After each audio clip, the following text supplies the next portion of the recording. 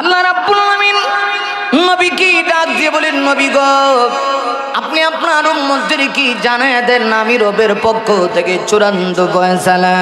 নবী গো, উম্মত যেন একমাত্র আমি আল্লাহর গোলামি করে, আমি আল্লাহর দাসত্বগিরি করে, আমি আল্লাহর সামনে মাথা নত করে ইবাদত যদি করতে হয়, গোলামি যদি করতে হয়, একমাত্র আমার করতে হবে, আমার গোলামি করতে হবে। ভাইরা আমার, আমরা কেন আল্লাহর গোলামি করব? আল্লাহ রাব্বুল আলামিন কোরআনুল কারীমের সূরাতুল বাকারার অন্য আয়াতের ভিতরে আমার আল্লাহ বড় চমৎকার করে বলেছেন, ইয়া আইয়ুহান নাসু উবুদু রাব্বাকুমুল্লাযী খালাকাকুম ওয়াল্লাযীনা মিন ক্বাবলিকুম লাআল্লাকুম তাত্তাকুন।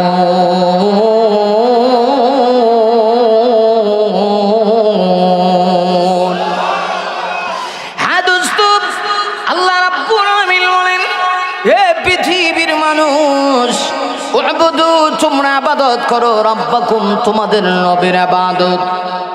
আমাদের রবকে আল্লাহ নিজেই পরিচয় দিয়া বলেন, আল্লাযী খালাকাকুম, পৃথিবীর মানুষেরা রে, যিনি তোমাদেরকে সৃষ্টি করেছেন। আমি আপনাদের কাছে জানতে চাই, আপনাকে আমাকে কে সৃষ্টি করেছে? আমার আল্লাহ, আমার রব আমাকে সৃষ্টি করেছে। শুধু সৃষ্টি করেছি তা না, অমানুষ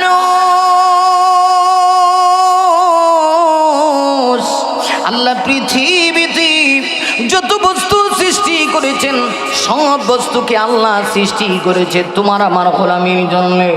আর তোমাকে আমাকে আমার আল্লাহ সৃষ্টি করেছেন তার গোলামির জন্য। আবার একটু লক্ষ্য করে দেখুন, তোমাকে আমাকে আল্লাহ এত দয়া করে, মায়া করে, ভালোবেসে আল্লাহ তৈরি করছে। পৃথিবীতে যত জিনিস আল্লাহ সৃষ্টি করেছে, সব জিনিস সৃষ্টি করতে গিয়ে আল্লাহ শুধুমাত্র কোন বলেছেন, ফায়াকুন, সঙ্গে সঙ্গে হয়ে গেছে। আসমান বানাইতে গিয়া আল্লাহ তার হাত লাগায় নাই। আসমান জমিন সৃষ্টি করতে গিয়া আল্লাহ হাত লাগায় নাই। চন্দ্র সূর্য সৃষ্টি করতে গিয়া আল্লাহ হাত লাগায় নাই। আলু বাতাস সৃষ্টি করতে গিয়া আল্লাহ হাত লাগায় নাই। কিন্তু মানুষের দাম এত বেশি, মানুষের মর্যাদা এত বেশি। আল্লাহ রাব্বুল আলামিন বলেন, এ পৃথিবীর মানুষ, আমি আল্লাহ যখন তোমাকে সৃষ্টি করেছি, বান্দারে, তোমাকে সৃষ্টি করার সময় আমার কুদরতি হাত লাগিয়েছি। তাফসীর ইবনে কাসিরের মধ্যে এসেছে, আল্লাহ রাব্বুল আলামিন যখন কোনো মানুষের একটা স্ট্রাকচার তৈরি করবেন, কোনো মানুষ যখন আল্লাহ সৃষ্টি করবেন, ওই মানব জাতি সৃষ্টি করার 50,000 বছর আগে আমার আল্লাহ লৌহে মাহফুজের ভিতরে ওই মানুষের স্ট্রাকচারটা আল্লাহ তৈরি করে রেখেছে। আমার ভাইয়েরা লক্ষ্য করে দেখুন, ফেরেশতাকে আল্লাহ অর্ডার দেন, হ্যাঁ ফেরেশতারা, অমুক বান্দাকে আমি সৃষ্টি করব।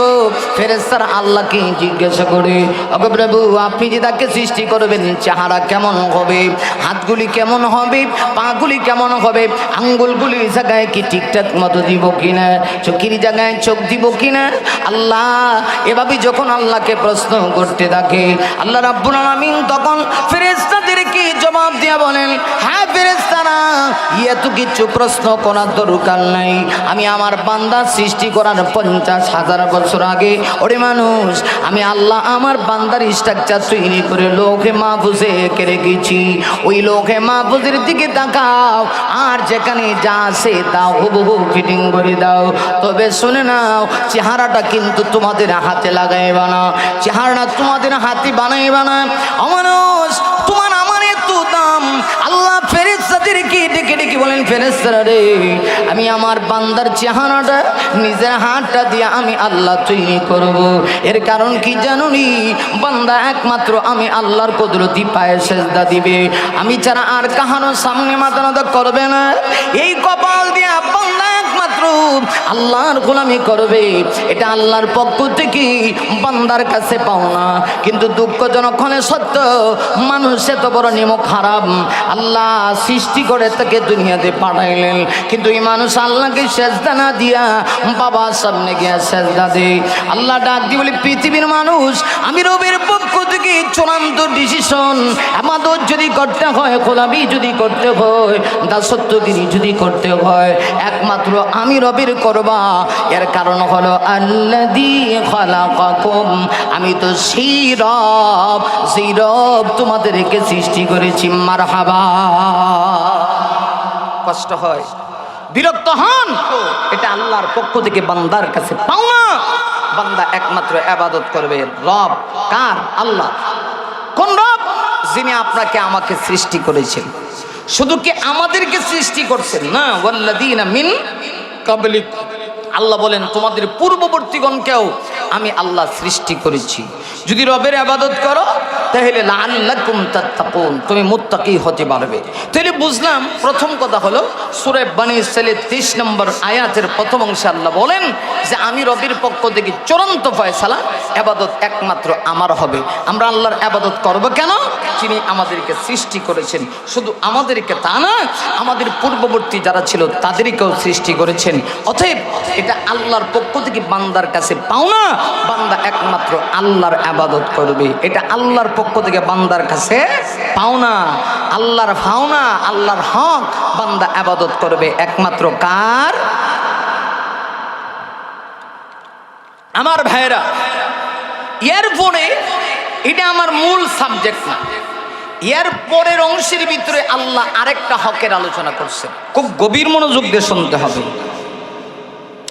আল্লাহ বলেন, প্রথমত আমার নির্দেশ, আমার ফয়সালা নবীগণ উম্মতদেরকে জানায় দেন, উম্মতেরা আমি রবের ইবাদত করবে। গেল এক। 2 নম্বর হলো শুধুমাত্র আমার গোলামি করলে হবে না, আমার গোলামির পাশাপাশি ওয়াবিল ওয়ালিদাইনি ইহসানা, আল্লাহ বলেন উম্মতদেরকে জানায় দেন এরা প্রত্যেকেই যেন তাদের মা বাবার প্রতি ইহসান করে, মা বাবার প্রতি অনুগ্রহ করে। সুবহানাল্লাহ আসেনি? আমার মনে হয় আপনার এলাকার সুবহানাল্লাহ আইসই না, এই জন্য আপনারা সুবহানাল্লাহ কইতে অভ্যস্ত না। আমার ভাইয়েরা, 2টা হকের আলোচনা আল্লাহ করছেন। 1 নম্বর আল্লাহর হক। আল্লাহর হক কি? আমরা ইবাদত করব আল্লাহর। 2 নম্বর হলো আল্লাহর হকের পাশাপাশি আল্লাহ বলেন আমি রবের পক্ষ থেকে চূড়ান্ত ফয়সালা, দুনিয়ার প্রত্যেকটা সন্তান যেন তার মা বাবার হক আদায় করে, মা বাবার হক আদায় করে। আমার ভাইয়েরা, দুঃখজনক হলে সত্য, আমাদের সমাজে এমন অনেক ছেলে পেলে আছে, ছেলে মেয়ে আছে, মা বাবার হক আদায় করে না। আর এখানে আমরারও কিছু দোষ আছে। ইসলাম একতরফা বলে না, ইসলাম 2 তরফা। ইসলাম বলে মা বাবা তার সন্তানের হক দিবে, আর সন্তানও তার মা বাবার হক দিব। কথা বুঝেন নাই? একতরফা ইসলাম। আপনারা একজন সাহাবীর নাম শুনছেন, নাম হলো হযরতে উমর। কি কোন আপনারা? উমর খুব ঠান্ডা না, না গরম? আস্তে দিন ভাই, একটু আস্তে, গাড়ে খালি গাড়ে, তাহলে স্পিড বাড়বো। আর বেশি দিলে কণ্ঠ বসে যাবে। কারণ প্রোগ্রাম লইছি মোটামুটি 250টা। কটা? 250টা। এখন তো একটা জানুয়ারি ফেব্রুয়ারি 2টা 3টা 4টা করে করণ লাগবে। কথা বোঝেন নাই? এই জন্যে আমাদের খুব চিন্তা ভাবনা করে চলতে হয়। বিশেষ করে গলাটা আল্লাহ নিয়ামত, এটা যদি একটু অসুস্থ হয় তাহলে কিন্তু মারাত্মক সমস্যা। আমার জ্বর হয়েছে, সমস্যা নেই, ঠিক চলতেছে, কিন্তু গলা যদি সমস্যা হয় তাহলে তোর বাদ চলতো না। ঠিক কিনা জোরে বলেন? এই জন্য এটার দিকে আমরা খুব খেয়াল করি। আমার ভাইয়েরা একটু খেয়াল করে, আল্লাহর হকের পাশাপাশি মা বাবার হকের কথা আল্লাহ বললেন। খুব গুরুত্বপূর্ণ যে পিতা মাতার সম্মান করবো, মা বাবার হক দিব, এটা সন্তানের কাছে মা বাবার পাওনা। কিন্তু ইসলাম একতরফা এই কথা বলে না যে শুধুমাত্র সন্তান তার মা বাবার খেদমত করব না, বরং ইসলাম বলে যে মা বাবার সন্তান যদি সন্তান করতে হয় তাহলে সন্তানের কিছু পাওনা দাওনা আছে। জ্বলন্ত প্রমাণ হলো হযরত ওমর রাদিয়াল্লাহু আনহু, সাহাবীর নাম আপনারা অবশ্যই শুনেছেন। তিনি খুব ঠান্ডা না গরম? এটা সবাই আওয়াজ করে বলেন, ঠান্ডা না গরম? যার নাম মনে গলে ভরে যাইব খোলাফায়ে রাশিদার উমর ফারুক, যার নাম মনে গলে ভরে যাইব খোলাফায়ে রাশিদার উমরে ফারুক মাবুদের প্রতি ছিল নিবেদিত প্রাণ, নিজে বহন করে দুঃখীদের ত্রাণ। মাবুদের প্রতি ছিল নিবেদিত প্রাণ, নিজে বহন করে দুঃখীদের ত্রাণ। তে কুড়ি দুনিয়ার আলিশান সুখ উমরে ফারুক, উমরে ফারুক। মারহাবা খান। ইনসাফ কায়েমে যিনি মূর্ত প্রতীক, শান্তির সুবাতাস বঙ্কি চারিদিক। ইনসাফ কায়েমে যিনি মূর্ত প্রতীক, শান্তির সুবাতাস বঙ্কি চারিদিক। বাগাবাগি করেনি তো সুকার ধূপ উমরে ফারুক, উমরে ফারুক। যার নাম মনে গলে ভরে যাইব খোলাফায়ে রাশিদার উমরে ফারুক। মাবুদের প্রতি ছিল নিবেদিত প্রাণ, নিজে বহন করে দুঃখীদের ত্রাণ। তে কুড়ি দুনিয়ার আলিশান সুখ উমরে ফারুক, উমরে ফারুক। মারহাবা বলবেন না? উমরের নাম শুনলেই বাতিলের গায়ে কম্পন সৃষ্টি হয়। উমর বেড়াটা ঠান্ডা না গরম? আরে বাবারে, খালি কি গরম! রসুল বলেছেন আমার উম্মতের ভিতরে এমন উম্মত আছে যাকে দেখলে শয়তান দৌড়ায়া ফালায়। সুবহানাল্লাহ। আগামী বছর বাইর দিয়ে কয় সভাপতি সাহেবরা সুবহানাল্লাহ কয় না, ওয়া শুনতে চায়। একটু জোরে বলি সুবহানাল্লাহ। হ্যাঁ, খেয়াল করেন, আসলে না বললে যে গুনাহ হবে এটা না, আমি আপনাদেরকে একটু উৎসাহিত করি আর কি। সুবহানাল্লাহ বললে যে থাওয়াব আছে, এতে কোনো সন্দেহ আছে? আচ্ছা, এগুলো একটু জোরে সুরে কই। হযরত তোমার এখন আবার স্টেশন ছাড়া না কাকু মুরব্বী, এটা চলতো না, ঠিক কিনা? জোরে কর। জাগা মোতাবেক চালাইতে হইব। এটা খুব মজা লাগে না? মুস্তাক ফয়জি সাহেবের এই কথা খুব বেশি ভাইরাল হয়েছে, ঠিক কিনা? আমার ভাইরা একটু খেয়াল করেন। হযরত উমর এ কিন্তু গরম সাহাবী। উমরের দরবারে এক পিতা তার সন্তান লইয়া হাজির হয়েছে, সন্তানের অভিযোগ দায়ের করার জন্য উমরের কাছে হাজির হয়েছে। উমরের বিচারটা কেমন হইতে পারে একটু চিন্তা করেন তো। আর আমাদের দেশে তো বিচার মামু দিলেই উল্টা পাল্টা কথা কন না, ঠিক কিনা? উমরের দরবারে ইনসাফ কায়েমে যিনি মূর্ত প্রতীক, উদাহরণ তাকে দিয়ে দেওয়া যায়। উমরের দরবারে হাজির আয়সা বলতেছে, ওমর এই যে বেটা, এই যে ছেলে, আপনারা কি বেটা কন না ছেলে কন? কোনটা কন? ছেলে কন। কোথাও কোথাও বেটা কয়। আর আমরা এই যে এখন সিলেটের ভাষা কই, আমরা সিলেটি ভাষায় কয় ফুয়াবা। আপনারা এখন বেটা, আপনারা বলেন ছেলে, আর সিলেটি ভাষায় কয় ফুয়া। আর মেয়ে মাইয়ারে কি করেন? মেয়েরে মেয়ে। কোথাও কোথাও মাইয়া কয়, মেয়ে কয়। আমরা সিলেটি ভাষায় মেয়েরে মাইয়ারে কয় ফুরি, ছেলেরা কয় ফুয়া, মায়েরা কি তা কয়? ফুরি কয়। এই জন্য আপনারা হোটেলে ফুরি খান না? ফুরি ফুরি বুঝেন তো, দোকানে যে হোটেল খান। সাবধান, একটা কথা শিখাই দেওয়া যায়, সিলেট গিয়ে কোনোদিন দোকানে এটা ডাইরেক্ট খান না যে ভাই এক কান ফুরি দেন, একটা ফুরি দেন, খইলে মায়ের একটা মারি পড়তো না। ফুরি মানে কি? মেয়ে। তারে বুঝাই কইতে যে ভাই আমার একটা ডাইল ফুরি দেন, নাইলে আমার একটা কিমা ফুরি দেন। এক এক জায়গার এক এক ভাষা। উমরের দরবারে আয়েশা হাজির হইছে। আয়া বলতেছে, ওমর মুসলিম জাহানের খলিফা, অর্ধ পৃথিবীর শাসনকর্তা, যার আঙ্গুলের ইশারায় তাম পৃথিবীর অর্ধেকটা পৃথিবী পরিচালিত হয়, অথচ তিনি খেজুরের গাছের নিচে তিনি কায়লুলা করে, উন্নত মানের বিছানায় তিনি ঘুমায় না। সুবহানাল্লাহ বলবেন না? আমার এই যে দেখতেছেন, এইটা আমার ছেলে।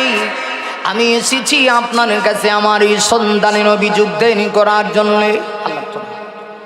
আমি এসেছি আমার সন্তানের অভিযোগ দেন করার জন্য, আপনার দরবারে এসেছি।